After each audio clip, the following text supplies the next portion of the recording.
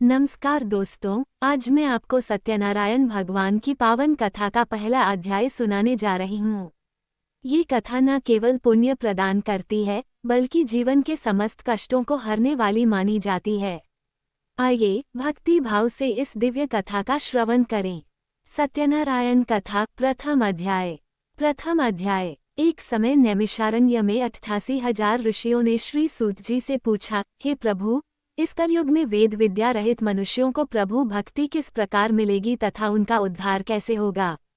इसलिए ही मुनिश्रेष्ठ, कोई ऐसा व्रत कहिए जिससे थोड़े समय में पुण्य प्राप्त होवे तथा मनवांछित फल मिले। ऐसी कथा सुनने की हमारी इच्छा है। सर्वशास्त्र ज्ञाता सूत जी बोले, हे वैष्णवों में पूज्य, आप सबने सर्व प्राणियों के हित की बात पूछी है। अब मैं उस श्रेष्ठ व्रत को आप लोगों से कहूँगा, जिस व्रत को नारद जी ने लक्ष्मी नारायण से पूछा था।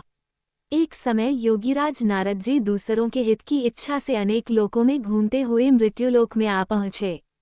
वहाँ बहुत योनियों में जन्मे हुए प्रायः सभी मनुष्यों को अपने कर्मों के द्वारा अनेक दुखों से पीड़ित देखकर सोचा कि किस यत्न के करने से निश्चय ही इनके दुखों का नाश हो सकेगा। नारद ऐसा मन में सोचकर विष्णुलोक को गए।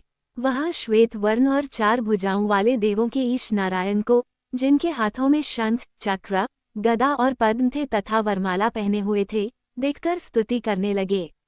हे भगवान, आप अत्यंत शक्ति से संपन्न हैं। मन तथा वाणी भी आपको नहीं पा सकती। आपका आदि, मध्य और अंत नहीं है। आप निर्गुण स्वरूप, सृष्टि के कारणभूत व भक्तों के दुखों को नष्ट करने वाले हैं। आपको मेरा नमस्कार है। नारद जी से इस प्रकार की स्तुति सुनकर विष्णु भगवान बोले, हे मुनिश्रेष्ठ, आपके मन में क्या है? आपका यहाँ किस काम के लिए आगमन हुआ है? निःसंकोच कहो। तब नारद मुनि बोले, मृत्युलोक में सब मनुष्य जो अनेक योनियों में पैदा हुए हैं, अपने कर्मों के द्वारा अनेक प्रकार के दुखों से दुखित हो रहे हैं।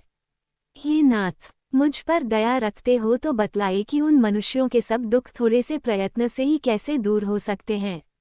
श्री भगवान बोले, हे नारद, मनुष्यों की भलाई के लिए तुमने बहुत अच्छी बात पूछी है। जिस व्रत के करने से मनुष्य मोह से छूट जाता है, मैं वह कहता हूँ, सुनो। बहुत पुण्य देने वाला, स्वर्ग तथा मनुष्य लोक दोनों में दुर्लभ एक उत्तम व्रत है। आज मैं प्रेमवश होकर तुमसे कहता हूँ। सत्यनारायण का ये व्रत अच्छी तरह विधान पूर्वक करके मनुष्य तुरंत ही यहाँ सुख भोगकर मरने पर मोक्ष को प्राप्त होता है। श्री भगवान के वचन सुनकर नारद मुनि बोले, उस व्रत का क्या फल है? क्या विधान है? किसने ये व्रत किया है और किस दिन यह व्रत करना चाहिए? विस्तार से बताइए। भगवान बोले, दुख, शोक आदि को दूर करने वाला, धन धान्य को बढ़ाने वाला, सौभाग्य तथा संतान को देने वाला यह व्रत सब स्थानों पर विजयी करने वाला है। भक्ति और श्रद्धा के साथ किसी भी दिन मनुष्य श्री सत्यनारायण भगवान की शाम के समय ब्राह्मणों और बंधु बांधवों के साथ धर्मप्रायण होकर पूजा करे। भक्ति भाव से नैवेद्य, केले का खम्भ, घी, दूध और गेहूं का चूर्ण सवाया लेवे। गेहूं के अभाव में साठी का चूर्ण, शक्कर तथा गुड़ ले और सब भक्षण योग्य पदार्थ जमा करके भगवान को अर्पण कर देवे। तत्पश्चात बंधुजनों सहित ब्राह्मणों को भोजन करावे, तत्पश्चात स्वयं भोजन करे। नृत्य, गीत आदि का आचरण कर सत्यनारायण भगवान को स्मरण करते हुए समय व्यतीत करे।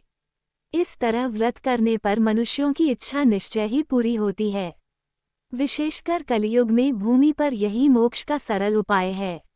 इति श्री सत्यनारायण व्रत कथा प्रथम अध्याय संपूर्ण। उद्धरण चिन्ह ... दूसरे अध्याय की कथा सुनने के लिए हमारे साथ जुड़े रहिए। Thank you for watching. कहानी अच्छी लगी हो तो चैनल को लाइक, शेयर, सब्सक्राइब करें। कमेंट करके बताएं कि इस कथा ने आपको क्या भाव दिया। मिलते हैं अगले अध्याय में।